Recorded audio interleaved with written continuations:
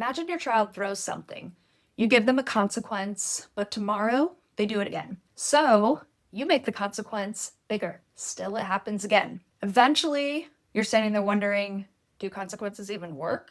If you ever thought, my child doesn't care about punishment, you're not imagining it. Before you misunderstand me, though, I'm not saying children don't have boundaries. I'm a special education teacher. I absolutely believe in accountability, but accountability and punishment are not the same thing. Today, I'm going to explain why punishment often backfires for kids with ADHD and what actually teaches the skill you're hoping they'll learn instead. Okay, before we throw punishment completely out of the window, I actually want to defend parents for a second, because if you're using consequences, it makes sense. Think about how you teach almost everything else. If you speed, you get a ticket. If you don't show up for work, you might lose your job. If you forget your electric bill, the lights eventually go out. Our brains are wired to believe behavior changes when consequences get bigger. So naturally, when our child keeps hitting or screaming or throwing things, we think maybe the consequence just isn't big enough. So we make it bigger. We might start with no TV, no tablet, no dessert, go to your room. Then we might have a longer timeout, earlier bedtime. We decide what affects our child the most, how we think we can stop their behavior. We've all seen it. Sometimes we've all done it because we're trying. But here's the misalignment. Punishment only works when the child already has the skill and simply isn't using it. So here's an example. Imagine I told you, I'll give you $50 if you can speak fluent Japanese by tomorrow. You can't. Not because you don't want $50 and not because you don't care, because you don't have the skill yet. Now imagine I punish you because you couldn't do it. You still can't speak Japanese, but now you just feel worse. That's what punishment often looks like for kids whose brains are still developing skills like impulse control, emotional regulation, executive functioning. We're trying to motivate a skill that hasn't fully developed yet. That's why I don't like asking, how do I make my child care more about the consequence? I'd rather ask, what skill is my child missing and how can I help build it? Because once we know the missing skill, our response completely changes. Let's think about this a different way. Imagine your child came home from school every day limping. Would you punish the limp? Of course not. You'd investigate it. You'd ask, did they fall? Did they twist their ankle? Is something broken? Do we need to see a doctor? You understand something really important. The limp isn't the problem. It's a symptom. It's information. Behavior works the exact same way. Now, I know this might sound a little different than the parenting advice you've heard before. I know you might be thinking, Miss Laker, you sound crazy. Really? Investigate the behavior? I get it. I probably wouldn't have thought the same thing years ago, but here's what I've learned after teaching hundreds, thousands of children. The biggest changes didn't happen when I got better at figuring out consequences. They happened when I got better at asking why. When I stopped seeing behavior as something to punish and I started seeing it as something to understand, I started finding answers. And when I found the answers, I knew what to teach. That's when the behavior started changing. Not because I lowered my expectations, not because I let kids get away with things. I still held them accountable. I still expected safe bodies, kind words, respect.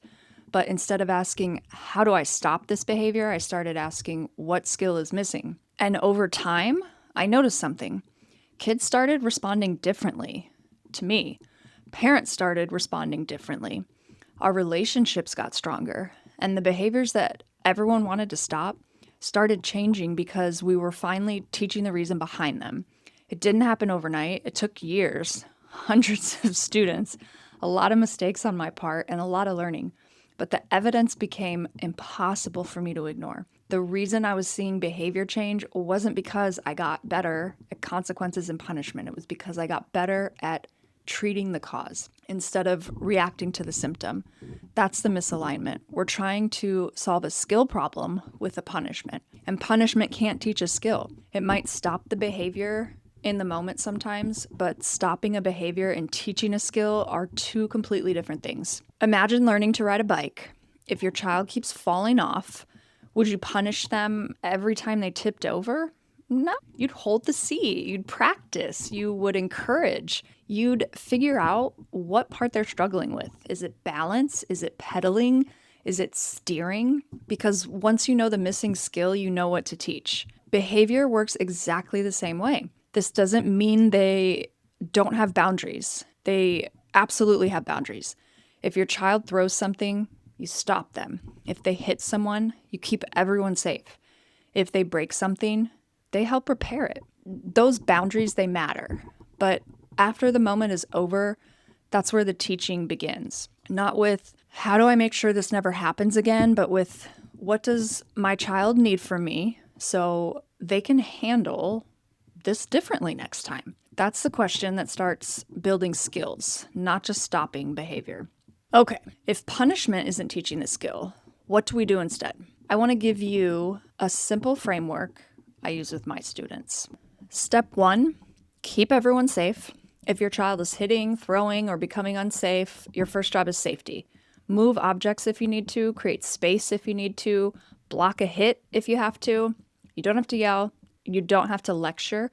You can simply say, I won't let you hit, or I'm going to move this because it's not safe. Short, calm, clear. Remember, you're setting a boundary, not a punishment.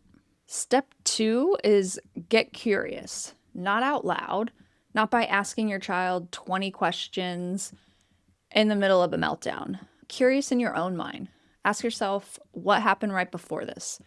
Were they asked to stop something they love? Did another child take a toy? Were they hungry, tired, overwhelmed?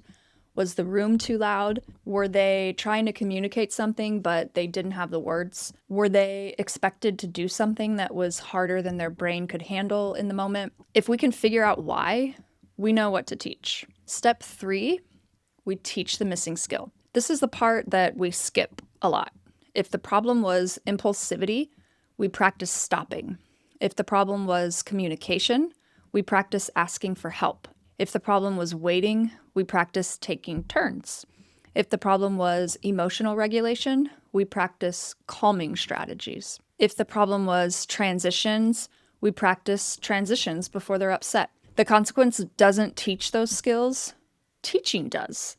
And this is actually something I want your help with because I can make hundreds of videos, but I want to make the ones that help you the most. So tell me in the comments, what skill is your child struggling to learn right now? Is it waiting? Is it sharing? Following directions? Handling frustrations? Getting ready in the morning? Making friends? Whatever it is, tell me, because I don't just want to help you survive challenging behavior. I want to help you teach your kid the skill behind them. And if enough parents ask me the same question, I'll make an entire video teaching that one skill so that you can teach your child. Step 4, practice when they're calm. Think about learning to swim. You don't wait until someone is drowning to teach them. You practice before they need it. Behavior works the same way. Don't wait until the next meltdown to teach calming strategies. Don't wait until the next fight to practice sharing. And don't wait until they're overwhelmed to teach deep breathing. Practice when their brain actually is available to learn. Step 5 is repair. This is one of my favorite parts because repair teaches something punishment never can. Relationships can heal. If your child hurts someone, don't start with, go say you're sorry. Most young children don't even know what that means yet. Instead, help them become curious too. You might say, maybe they help rebuild the tower they knocked over, maybe they grab an ice pack, maybe they draw a picture later. Repair looks different for every child because relationships look different too. One thing I don't want you to hear, I'm not saying no consequences. Sometimes natural consequences happen. Sometimes logical consequences make perfect sense. If you throw a toy, the toy gets put away for a little while because it's not safe. That's different from punishment. The goal isn't to make your child suffer. The goal is to help them succeed next time. That's a completely different mindset. And that's really the question I want parents asking, not how do I make my child pay for this, but how do I help my child to do better next time? Because that's what teaching looks like. And that's what discipline was supposed to be all along. If you're looking for parenting advice that's rooted in understanding, compassion, and practical strategies, I'd love to have you here. And before you go, I'd also love to hear from you. What skill does your child need help learning right now? You tell me and I can show you how to teach them that. I'll see you next time.